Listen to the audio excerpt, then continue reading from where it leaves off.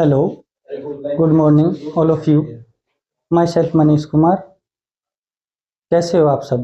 I hope आप सब अच्छे हो और मैं भी हूँ। तो फिर आज हम एक छोटे से टॉपिक के बारे में बात करने वाले हैं, जो कि रिलेशन चैप्टर का ही एक छोटा सा पार्ट है। तो आज का टॉपिक हमारा क्या रहेगा? Irreflexive relation. तो आज हम जानेंगे कि इररिफ्लेक्सिव रिलेशन क्या होता है, total number of irreflexive relation कैसे फाइंड किया जाता है। तो आज हम ये दो बातें करने वाले हैं। तो चलो इसी के साथ हम शुरुआत करते हैं इररिफ्लेक्सिव रिलेशन की। Irreflexive relation, a relation R which is defined from set A to A is said to be irreflexive relation if A belongs to set A। मान लो कोई सेट ए है, उसके अंदर से हमने एक एलिमेंट ले लिया, there implies A does not belongs to R. यानी कि कोई भी आप सेट ए का एलिमेंट लोगे, उसका खुद का खुद के साथ रिलेशन नहीं होना चाहिए। तो ये कहता है irreflexive relation for all A belongs to R, यानी कि सभी ए के लिए। तो इररिफ्लेक्सिव रिलेशन क्या होता है कि अगर कोई एलिमेंट ए है जो कि सेट ए का है, तो ए से रिलेटेड नहीं होना चाहिए और सब ए नहीं होने चाहिए, सभी के सभी ए रिलेटेड नहीं होने चाहिए खुद से। ओके, ठीक है। तो फॉर एग्जांपल एक सेट ए मान लो, जैसे कि इसके अंदर एलिमेंट है एक्स वाई जेड, तीन एलिमेंट है, ठीक है। तो मैं एक रिलेशन डिफाइन कर रहा हूं सेट ए से ए में। तो R1 एक रिलेशन है, एक मैंने ले लिया एक्स वाई वाई जेड, ठीक है। और एक R2 रिलेशन ले रहा हूं एक्स एक्स वाई जेड। यहां से मैंने दो रिलेशन ले लिए R1 और R2। तो देखिए यहां से मैंने एक एक्स एलिमेंट उठाया, तो क्या एक्स एक्स से रिलेटेड है? नहीं है। वाई एलिमेंट उठाया, वाई वाई से रिलेटेड है? नहीं है। जेड उठाया, जेड जेड से रिलेटेड है? नहीं है। तो कोई भी एलिमेंट खुद से रिलेटेड नहीं है, तो ये क्या हो जाएगा? R1 इज इररिफ्लेक्सिव, यानी कि R1 को हम क्या कह देंगे? इररिफ्लेक्सिव रिलेशन बोल देंगे। अब देखो R2 लेते हैं, यहां से एक एलिमेंट x उठाया हमने, ठीक है। तो x x से रिलेटेड है, तो लेकिन ये तो नहीं होना चाहिए था। अगर मान लो किसी रिलेशन को इररिफ्लेक्सिव बनना है, तो कोई भी एलिमेंट उठाओगे, उसका खुद का खुद के साथ रिलेशन नहीं होना चाहिए, खुद से के साथ में वो रिलेटेड नहीं होना चाहिए। लेकिन आज जैसे ही मैंने x उठाया, तो x x से रिलेटेड हो गया, तो क्या हो गया? R2 is not a irreflexive relation.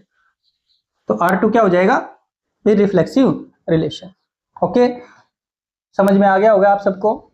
तो इररिफ्लेक्सिव रिलेशन क्या होता है कि अगर कोई सेट ए है, मान लो गिवन है, अगर ए रिलेशन R है which is defined from set A to A, set to B irreflexive. कब कहा जाएगा? जब मान लो कोई भी आप एलिमेंट उठाओ, तो उसका खुद का खुद के साथ रिलेशन नहीं होना चाहिए। अगर कोई रिलेशन ऐसी कंडीशन को फॉलो करता है, तो उसको हम क्या बोल देंगे? इररिफ्लेक्सिव रिलेशन बोल देंगे, ठीक है।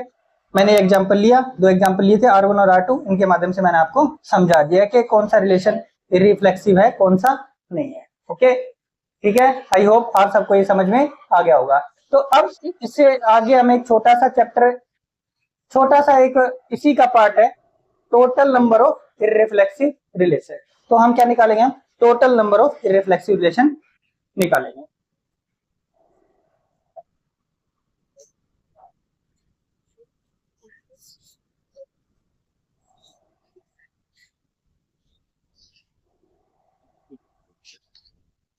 एक सेट ए है, मान लो गिवन है, सेट ए गिवन है हमारे पास में, और एक रिलेशन डिफाइन कर रहा हूं मैं आर, जो है ए से ए के अंदर है, और सेट ए के अंदर हमारे पास एलिमेंट है A1 A2 A3 dot dot AN। तो हम इन जनरल बात करेंगे, तो भाई यदि मान लो किसी सेट में n एलिमेंट है तो उसमें total number of irreflexive relation कितने होंगे, इसके बारे में हम चर्चा करेंगे अब। ठीक है, तो सबसे पहले हम क्या करेंगे भाई, अगर मान लो इररिफ्लेक्सिव रिलेशन अब निकालने अपने को कितने होते हैं, तो हम क्या करेंगे, सबसे पहले क्या निकाल लेते हैं, एक रो से निकाल लेते हैं।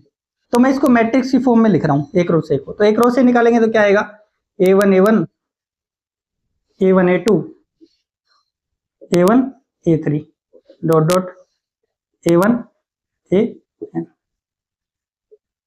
a2 a1 a2 a2 a2 a3 dot dot a2 an। इसी तरीके से a3 a1 a3 a2 a3 a3 dot dot a3 an। इसी तरीके से हम चलते रहेंगे नीचे, तो ये यहाँ पे क्या आ जाएगा, an a1 an a2 an a3 dot dot an an। ठीक है, ये हमने एक रो से बना लिया, मतलब Cartesian product of A cross ए। ठीक है, तो अब हम यहां से क्या निकालना चाह रहे हैं, total number of irreflexive relation that can be defined from set A to A. ठीक है, तो हम क्या करेंगे, ए से ए के अंदर हम क्या करेंगे, total number of irreflexive relation find करेंगे। तो इररिफ्लेक्सिव रिलेशन क्या कहता है कि भाई अगर आपके पास में एक एलिमेंट ए है, तो इंप्लाइज वो खुद का खुद के साथ में रिलेशन नहीं होना चाहिए। अगर ऐसी कंडीशन को फॉलो करता है तो हम उसको क्या बोल देंगे, इररिफ्लेक्सिव रिलेशन बोल देंगे। अब देखो यहाँ से मैंने ए1 एलिमेंट उठाया यहाँ से, तो ए1 ए1 से रिलेटेड है, तो ये तो नहीं होना चाहिए था। मतलब अगर इसको इररिफ्लेक्सिव रिलेशन होना है तो इसको रिलेशन के अंदर नहीं आना चाहिए, यानी कि ये रिलेशन के अंदर नहीं आएगा। यानी कि इसके पास कितने ऑप्शन है, एक ही ऑप्शन है कि भाई तू अगर इररिफ्लेक्सिव रिलेशन बनाना है तो तू रिलेशन के अंदर नहीं आ सकता। इसी तरीके से A2 के पास में भी क्या ऑप्शन है, एक ही ऑप्शन है कि भाई तू रिलेशन के अंदर नहीं आ सकता। A3 के पास में भी एक ही ऑप्शन है कि भाई तू रिलेशन के अंदर नहीं आ सकता। इसी तरीके से n एलिमेंट है, तो n एलिमेंट जो भी है, मान लो डायगोनल के जितने एलिमेंट है ये रिलेशन के अंदर नहीं आ सकते, तो इनके पास सिर्फ एक एक ऑप्शन है। तो n एलिमेंट है, एक के पास में एक ऑप्शन है, तो क्या हो जाएगा 1 की पावर n एंड। ठीक है, तो n एलिमेंट का तो हमने यहां से हिसाब किताब लगा लिया कि भाई एक एक ऑप्शन है सबके पास में कि भाई तू नहीं आ सकता। ठीक है, इसके बाद में हम क्या करेंगे, अब देखो यहां से बाकी के जो बच गए एलिमेंट कितने बच गए, n स्क्वायर तो भाई टोटल एलिमेंट है, उसमें से n में क्या कर दूंगा सब्ट्रैक्ट। भाई डायगोनल के एलिमेंट तो भाई इनका तो हमने देख ही लिया कि भाई एक एक ऑप्शन है इनके पास में, बाकी के ऑप्शन देख लेते हैं कि इनके कितने ऑप्शन है। अब देखो बाकी के जो बचे एलिमेंट है वो कितना है, n स्क्वायर माइनस n। अब देखो अगर इररिफ्लेक्सिव रिलेशन बनना है तो ये, अब देखो ये सेट के अंदर मान लो रिलेशन है, उसका रिलेशन के अंदर क्या आएगा, ये आ भी सकता है नहीं भी आ सकता। तो यानी कि इसके पास में कितने ऑप्शन है, 2 ऑप्शन है। इसी तरीके से ये एलिमेंट है, इसके पास भी 2 ऑप्शन है कि भाई तू आ भी सकता है नहीं भी आ सकता, आ भी सकता है नहीं भी आ सकता।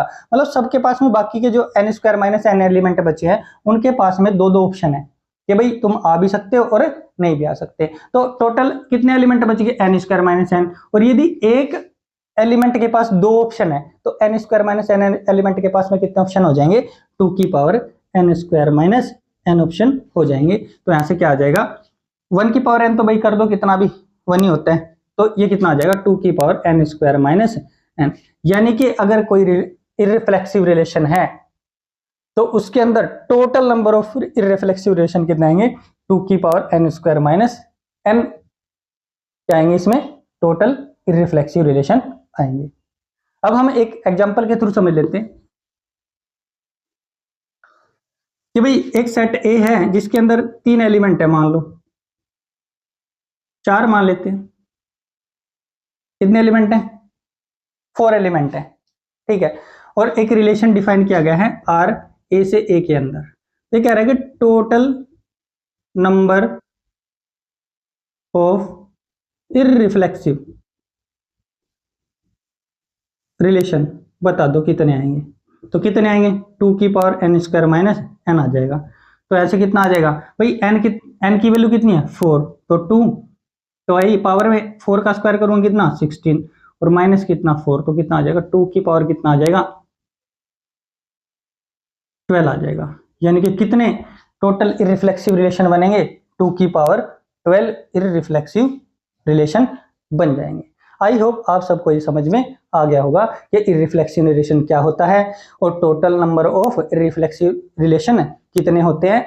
और अगर मान लो मैंने एग्जांपल लिया है सिर्फ ये कि अगर एक कोई सेट है जिसके अंदर 4 एलिमेंट है तो उसके अंदर total number of irreflexive relation कितने होंगे, तो कितने होंगे हमने फॉर्मूला लगा दिया सीधा 2 की power n square minus n। इसका सॉल्यूशन करके मैंने क्या निकाल लिया 2 की पावर 12। तो यानी कि कितने टोटल इररिफ्लेक्सिव रिलेशन होंगे 2 की पावर 12। आई होप आप सभी को ये समझ में आ गया होगा। तो आज के लिए बस हम इतना ही, और इससे आगे हम नेक्स्ट लेक्चर के अंदर पढ़ेंगे। Okay students, thank you so much.